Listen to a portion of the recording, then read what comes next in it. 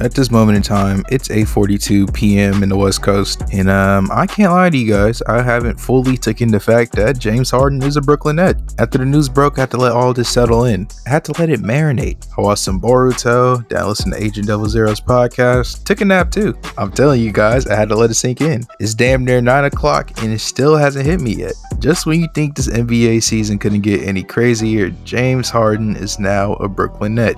For a quick second, I thought maybe the NBA wouldn't see a big three for the foreseeable future, but man, I was wrong. But yesterday's game against the Lakers, you got the sense of James Harden, especially in his post-game conference, that, he's fed up with that situation. So another side of me is really not surprised this happened under 24 hours. As we all know, the Lakers beat down on the Rockets for the second time in a row. And as a Laker fan, it was funny as hell to watch. The Lakers went full try-hard mode and turned up on the Rockets in dominant fashion. From start to finish in both games, the Rockets were just no match. But the thing that obviously took the headlines was the post-game interviews. James Harden said some pretty spicy things in the post-game, him saying that they weren't good enough and ultimately waving a white flag. James, are you surprised that y'all never made a run at all? In this one? We're just not good enough. We don't obviously chemistry, talent-wise, just everything. And it was clear, like I said, these last few games. They just, from the beginning of the game, they were just aggressive, veteran team, obviously, championship team, and one of the best teams that we have in this league. I love this city. I literally, have done everything that I can. This situation is crazy. It's something that I don't think can be fixed. So, thanks.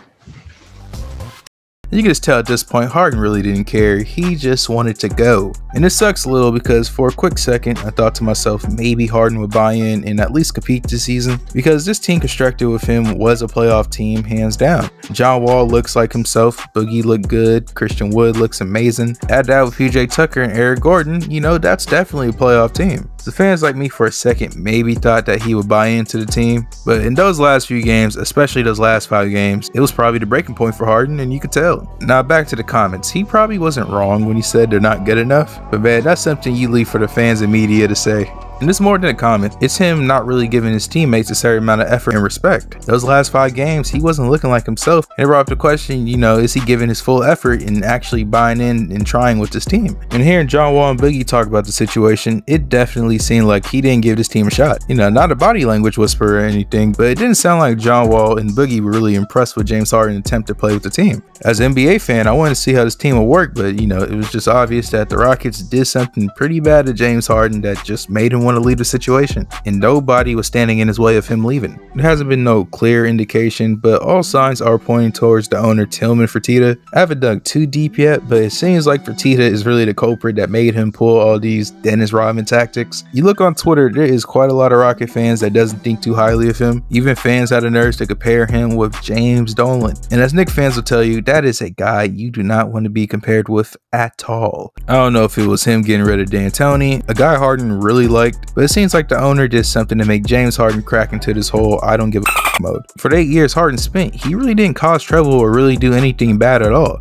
So to see him go wild these past few months have been kind of weird. We gonna know the full story as the season continues on, but Harden doing what he did, has put a big target on his back. Yeah, he has 8 great Hall of Fame years with the Rockets, but when you're not already the most liked guy among NBA fans and media, and then you force your way out via 04 Vince Carter, people tend to forget instantly and turn on you. But enough talk about the Rockets chapter, let's talk about this trade. For those people that wasn't on Twitter this afternoon, all the insiders made it seem like he was going to Philadelphia. From all the news that came out, I for sure thought this man James Harden was going to be reunited with Daryl Morey in Philadelphia. Every certified insider was throwing out news, and honestly, I felt like Philly had the best package. In addition, with picks, they could have got Ben Simmons, who's really more valuable than any other asset the Nets can offer. Sure, he's not the transcendent guy we all expected him to be yet, but he's still a very good player and could look very different away from Joel Embiid. But maybe they didn't want to include Thibault, Tyrese Maxey, who looks really good, but maybe the owner didn't want nothing to do with Daryl Morey and was just playing around with him to begin with. This could be possible. But for whatever reason, it didn't happen, and ultimately, the Nets won the James Harden sweepstakes. They gave up a lot of picks ultimately, but honestly, with the way the media is making it sound, you would have thought they had to give up Kyrie. That was the main reason, and I didn't really think of them getting James Harden. But they sent Caris LeVert in 8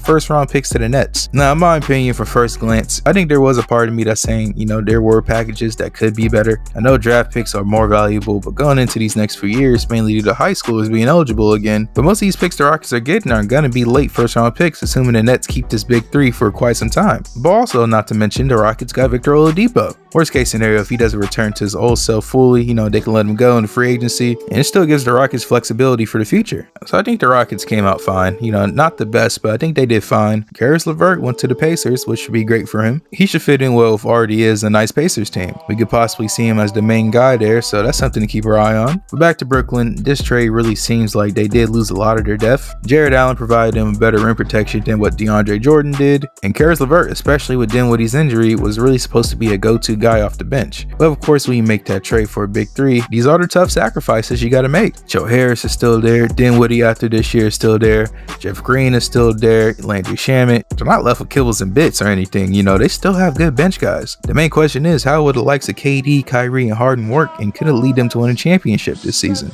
Well, to answer that first question, there's a very good chance that this three will work. As talented as James Harden is, he's not really much of an off-ball guy. Me personally, from what I've seen James Harden, he might need ball handling duties the most, not because he's the best player, it's just because it best suits him. KD would be the second option, and Kyrie would really be the third option. Now, if Harden buys into playing off ball, I think this would make all this an easier conversation. But I don't know, man. As soon as they figure out this pecking order when it comes to touches and shots, then we really get a better idea of figuring out how this big three would pan out. This three is an interesting one because the usual big threes involve a big, and this one has all three amazing perimeter players that can really take over games. You have three of the best ISO scorers in the NBA. No matter what concerns you have about them on defense come playoff time, you just can't trap a certain player. Harden's not going to be getting trapped at half court anymore because of what his two teammates are capable of doing. It's a deadly game of pick your poison on offense, and at the moment, I don't think nobody has that personnel to stop them. Now, on defense, that's the biggest thing. For them to win a championship, they're probably going to have to buy in on defense. You can get away with it probably in the first round, but when it's time to play the Heat, the Bucks, the Celtics of the world, you're going to need great team defense to beat them. And if you make it past them, you got to worry about a Lakers team that looks levels ahead the rest of the playing field. I think personnel-wise, they're going to need another rim protector. As great as a reputation DeAndre Jordan has, he's not really the greatest defensive player anymore. That's why trading Jared Allen kind of hurts for them. Same with their bench situation, they're going to need more defensive-minded guys. So while I really can't trade for anybody, the buyout market is very key for them.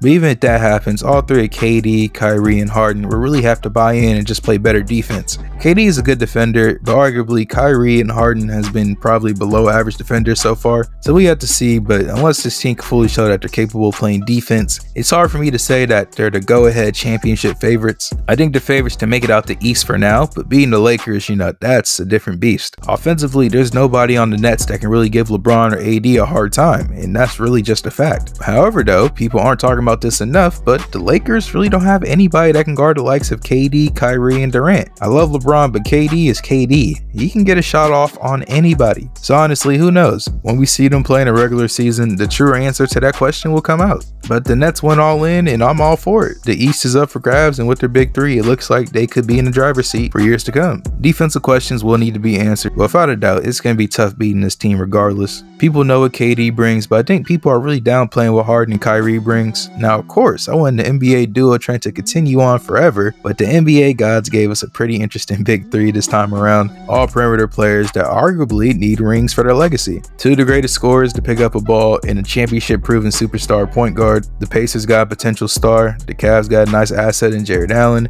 The Rockets got pieces for a rebuild and Victor Oladipo. For me, it seems like a win-win trade for everybody. But guys, let me know your thoughts about this trade down low. And if you're new around here, don't forget to like and sub to Tings. But until next time, it is your boy 22 Khalil, and as they always say in Japan, Ja Matane, peace.